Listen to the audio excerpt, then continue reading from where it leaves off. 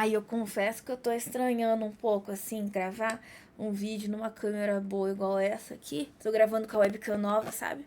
Como é que é pra vocês, assim, me ver em tanta qualidade, tanta tecnologia? Eu não sou acostumada, mas vamos começar esse vídeo aqui, então. Enquanto eu escrevia o roteiro desse vídeo, o que mais martelou na minha cabeça seria o motivo de ter um vídeo documento, um vídeo que documenta sobre experiência profissional. A ideia não é ser um vídeo comparativo e nem coach, sabe?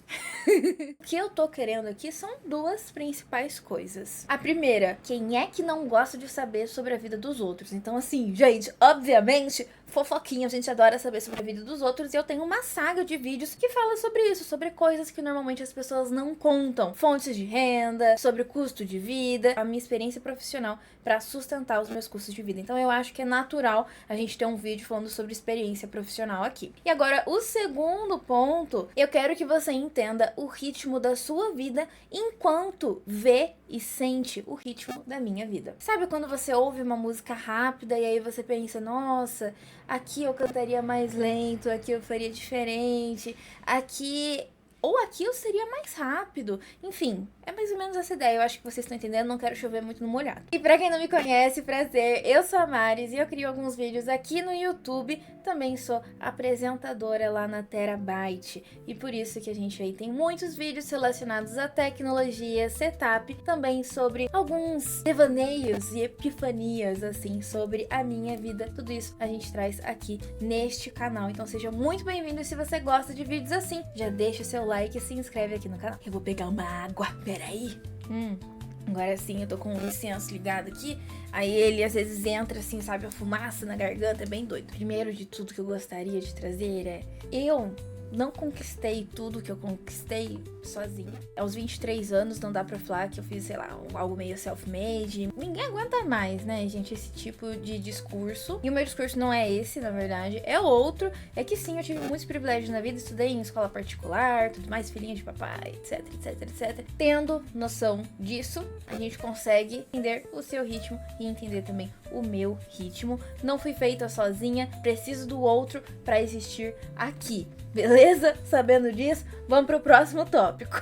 Tendo isso e aqueles dois pontos que eu falei no começo do vídeo em mente, a gente pode então agora fazer um negócio que eu achei que eu não faria, mas acho que faz sentido. Quero mostrar pra vocês os meus currículos pra vocês entenderem algumas coisas. Então olha só, gente, eu tô aqui com um dos meus primeiros currículos, tá? Não vou mentir, não é o meu primeiro porque eu não achei o primeiro. Esse aqui eu tinha 21 anos, né, quando eu fiz ele. Então uma das primeiras coisas que eu percebo quando eu bato o olho nesse currículo é que eu fiz ele errado. Então, por exemplo, eu coloquei ali o último cargo que eu estava, eu coloquei por último. E normalmente currículo, gente, a gente sempre coloca primeiro o atual. Se naquele momento ali eu era estagiária de tráfego, eu devia ter colocado estagiária de tráfego em primeiro, entendeu? A gente inverte a questão de tempo. Meu nomezinho, Maristela Rubim, estudante universitária. Sou estudante universitária, pra quem não sabe, eu estudo comunicação organizacional, ainda não me formei. Isso é assunto para outro vídeo, talvez, né? Então a primeira coisa que eu coloquei ali foi assessora de projetos dentro do MEG, que é um negócio, uma loucura que existe assim em universidade, que são as empresas juniores, as empresas júnior, que são instituições feitas completamente por acadêmicos, só por estudantes, não tem nenhum envolvimento em ninguém que é formado assim. Elas são empresas como qualquer outra, tem CNPJ, tem tudo assim, só que elas vão cobrar muito mais barato do cliente final. Todos os funcionários dessa empresa não ganham nada, entendeu? O MEG, ele vai lá e fala assim, você vai ganhar em experiência profissional. Se você tá entrando na universidade recentemente, veja o MEG assim com olhos carinhosos, só não entra muito assim nos papos dele, porque às vezes parece seita assim algumas coisas. Mas tirando isso, é super tranquilo, assim. Eu entrei na Cacto Comunicação, que é a empresa júnior do meu curso, como assessora de projetos. Eu fazia assistência ao consumidor, eu que falava com os clientes, e eu cuidava de alguns projetos em específico. Então eu cuidava de um projeto de branding para uma marca, para uma plataforma de arquitetura. Eu fazia também alguns posts de rede social, assim, social media voltado para uma marca de piso laminado. Super super específico. Isso foi lá em 2020, eu fiquei aí praticamente uns 8 meses, acho, sendo assessora de projetos. Depois eu fui aí como presidente da Cacto. E isso foi o que mais mudou a minha cabeça, né? Eu aprendi muito a ter visão sistêmica, então a enxergar uma empresa como um todo. E foi assim que eu fui crescendo muito, assim, na questão de estratégia, de empreendedorismo também. Então foi ali que eu tive meus primeiros contatos relacionados a isso. Passou essa fase, assim, de Cacto Comunicação. Obviamente, essa época eu não tinha renda nenhuma. Minha única renda era relacionada a uma bolsa que eu tinha na faculdade, assim, porque eu fazia um projeto de cultura. Recebi R$1.500, tá? No total da bolsa. Não era um valor muito alto, mas ajudou muito, assim, naquela época. E eu estava em pandemia, eu morava com os meus pais na época. Depois disso, eu me mudei pra Curitiba, acabou a pandemia, comecei a morar em um pensionato, vocês já sabem mais ou menos dessa história. Nessa época, eu aprendi que quem não é visto, não é lembrado. Mas como é que a gente faz, então, pra ser visto, né? Gente, eu precisava muito de um estágio porque eu estava morando sozinha, eu precisava receber algum dinheiro e eu precisava ter alguma experiência profissional realmente. Só que assim, só mandar meus currículos não estava adiantando muita coisa, sabe?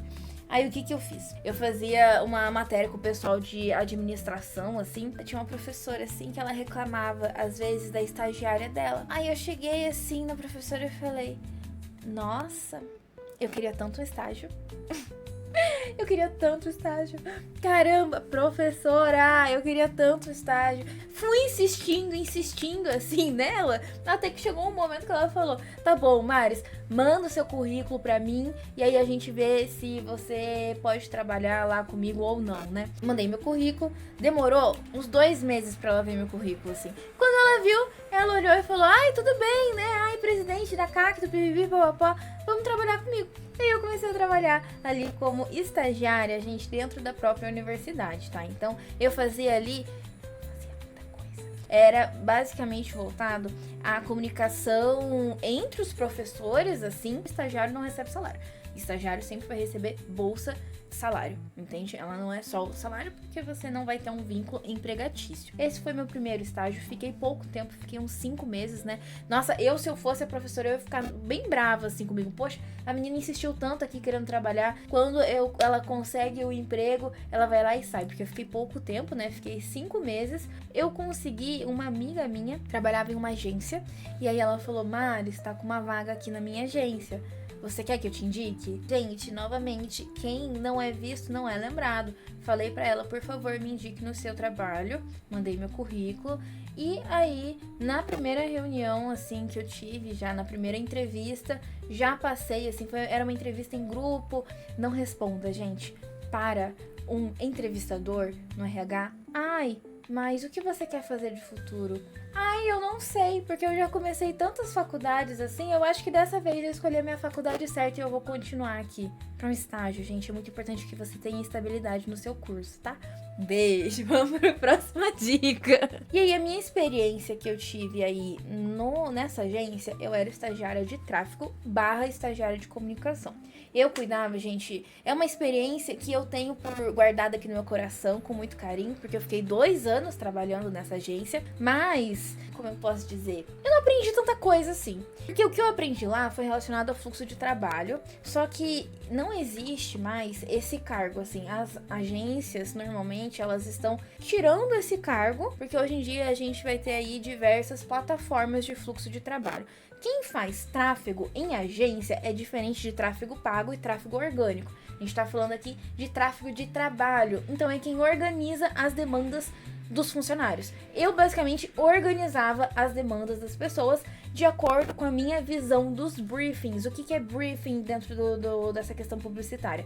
É um documento que vai ter tudo ali que a pessoa precisa fazer. Vai lá, chega um briefing, um documento com todas as informações. Eu preciso de uma peça de e-mail marketing com redação e uma arte seguindo tal guia de tal cliente. Sei lá, Burger King, enfim, era basicamente isso, sabe? Eu analisava esse documento com todas as informações, via se tinha alguma informação faltante e analisava quem era o redator que poderia fazer um bom trabalho naquilo e quem era o diretor de arte, o designer, que seria mais adequado. Eu fazia isso, gente, era muito simples, assim, um trabalho que era ok, eu recebia R$1.100, tá? Falando aqui muito sincera com vocês, eu não falei só da minha bolsa salário de estágio, porque eu não lembro, eu acho que era 1.000 também, ou 700 e pouco, e aí tinha mais uns 300 ali de auxílio, e aí dava uns 1.000 e pouco. Aí, como estagiária de tráfego na agência, eu recebia 1.100, mais VR, e o VT também. E aí, quanto mais eu tava no fim, né, de 2 anos do estágio,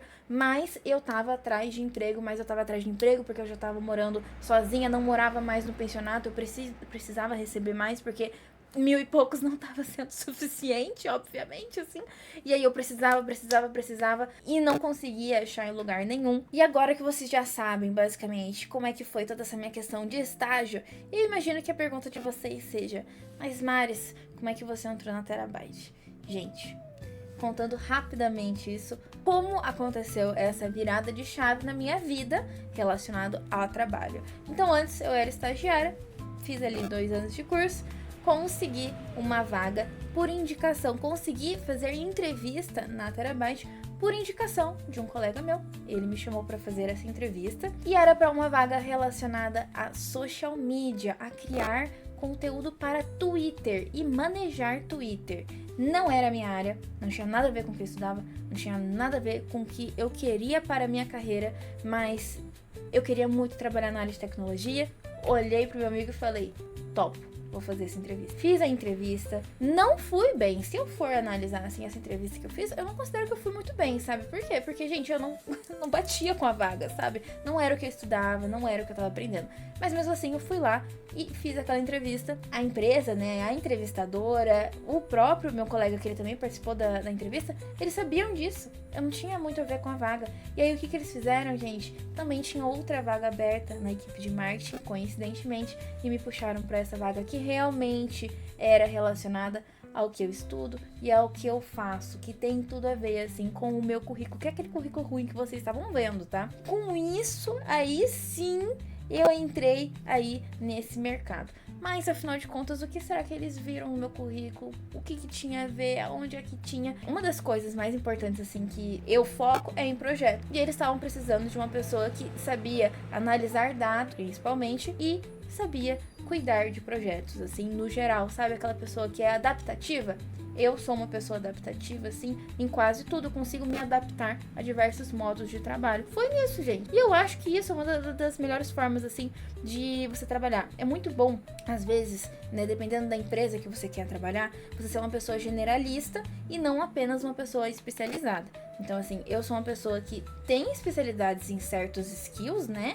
Mas eu sou bem generalista, então consigo fazer um pouco de tudo se for relacionado à comunicação. E aí, como a minha relação com criação de conteúdo começou também, já vai fazer muitos anos, porque quando eu era adolescente, eu sempre fui muito relacionada, muito voltada pra fotografia, arte, e aí eu sempre demonstrei isso na internet, mas sempre foi um hobby. E aí, antes de eu entrar na Terabyte, eu já fazia alguns reels voltados aí sobre a minha vida, eu que tentava fazer alguns vlogs, não davam certo, assim. E aí, quando eu entrei na Terabyte, eu comecei a fazer vídeos relacionados à tecnologia, porque sempre foi uma paixão minha, assim, mas era algo que eu não sabia muito. Gente, eu não sabia muito sobre hardware. Se você for ver vídeos antigos meus, você vai notar isso. Olha, e eu estudei, eu continuo estudando muito. Foram tardes e tardes de Davi sentado me explicando muitas questões, assim, relacionadas. Fui eu estudando realmente, assistindo muitos vídeos. E assim, gente, hardware, tecnologia é uma coisa meio... Ela é bem certinha, 2 mais 2 é 4. Então, não vou falar que é complicado de estudar, mas algumas coisas é decoreba. E eu fui decorando ali algumas questões relacionadas a hardware. E hoje em dia tenho um conhecimento que eu considero muito valioso, porque não é um conhecimento que ele é tão espalhado, ele é mais nichado. E eu tenho uma visão muito relacionada à comunicação em um tema que não é tão comunicativo assim, que é hardware, tecnologia, né? Enfim, eu virei apresentadora depois de um vídeo que eu fiz pro meu YouTube pessoal. O videomaker da empresa, da Terabyte, viu esse vídeo e falou: Maris, quando é que você vai fazer um vídeo pro nosso YouTube? E eu falei: quando você quiser. E aí eu gravei um vídeo pro YouTube da Terra. E aí eles falaram, nossa, Mari, você tá bem com essas coisas, né? E aí foi assim. E aí eu virei apresentadora. Foi muito natural. Agradeço muito Terabyte por ter dado tantas essas oportunidades, assim, né? Porque sempre gostei muito de falar, sempre fui muito da área da apresentação, assim. Sempre gostei muito dessa área. Só que eu nunca tinha estudado realmente. E aí, junto, quando, assim, gente, a gente tem que aprender muito na nossa vida a agarrar algumas oportunidades, sabe? Porque eu acredito que muitas pessoas têm até a porta, ela pode ser aberta, mas muitas vezes a gente não consegue abrir a porta. E essa é a questão. A porta existe, mas nem sempre a gente consegue abrir. Eu fui uma pessoa que algumas portas eu não conseguia abrir também, mas várias outras eu consegui. Não basta só abrir a porta, a gente precisa ter estratégias relacionadas a isso, né? Então, assim, eu comia vídeos sobre apresentação, eu comia vídeos sobre tirar a oralidade da fala. Eu sempre conhecimento. O que eu conseguia trazer, eu trazia, o que eu não conseguia, eu não trazia. Mas assim, gente, eu não quero que esse vídeo, como eu já disse desde o começo, né? A ideia não é ser um vídeo comparativo, é só falar o que eu fiz, o que eu deixei de fazer e como é que eu cheguei aqui. Basicamente é isso, entendeu? Então, pra concluir esse vídeo, eu espero muito que esse vídeo ele não seja um vídeo que traga anseios pra vida de vocês, tá? E também não seja um vídeo que traga hate pra mim, acima de mim. Eu tô sendo muito sincera com vocês, realmente tô expondo algumas questões que talvez valeria mais a pena eu não expor, mas eu tô aqui expondo pra vocês porque eu acho importante ter a noção desse ritmo e também ter descrito aqui essa trajetória, que não foi uma trajetória fácil, mas também não foi uma trajetória difícil, e ela ainda vai continuar perpetuando por muito tempo. Esse é só mais um vídeo relacionado aí aos meus 23 anos, e essa é uma idade, gente, que a gente tá construindo muita coisa ainda. Eu não sou especialista em nada aos meus 23 anos. Gravo vídeo pra internet, seja como CLT, seja não sendo CLT. Tenho várias estratégias na minha vida e vários objetivos na minha vida que quero alcançá-los, tanto financeiros quanto também pessoais. E eu acredito que esse vídeo aqui seja bom pra você entender sobre agarrar oportunidades, ter estratégias relacionadas às oportunidades, e também entender que, às vezes, algumas pessoas elas vão ter mais privilégios do que outras, mas mesmo assim, né, isso também é muito relacionado a diversas injustiças que a gente tem, mas que uma das coisas uma mensagem que eu queria que vocês tivessem é que cada um tem o seu próprio ritmo, que é muito importante. Mas não só isso. Queria que vocês lembrassem de uma coisa que acho que o mais importante nesse vídeo é lembrar vocês de viver a vida, que a vida ela é passageira, ela passa rápido. E principalmente se você tá vendo esse vídeo e você é uma pessoa jovem, eu espero que você viva muito bem a sua vida e aproveite os momentos positivos. E nos momentos que não foram tão legais, nos momentos negativos dela, e você aceite os seus sentimentos, você entenda o que está acontecendo com você, tente enxergar o todo quando é possível, e também tente enxergar o que tem aí dentro do seu íntimo. Como eu sei que a maioria das pessoas que assistem os meus vídeos são homens, também vai ficar um recado aí pra vocês relacionado à solidão masculina, a lidar com isso e a aceitar os sentimentos que vocês têm, tá? Aprender a lidar com eles. Recomendo também que vocês escrevam. A escrita mudou a minha vida por completo. Gostaria também, talvez eu traga um vídeo mais pra frente aí relacionado a isso. E foi isso, gente. No final das contas, siga seu próprio ritmo. Um beijo na Maris e até o próximo vídeo.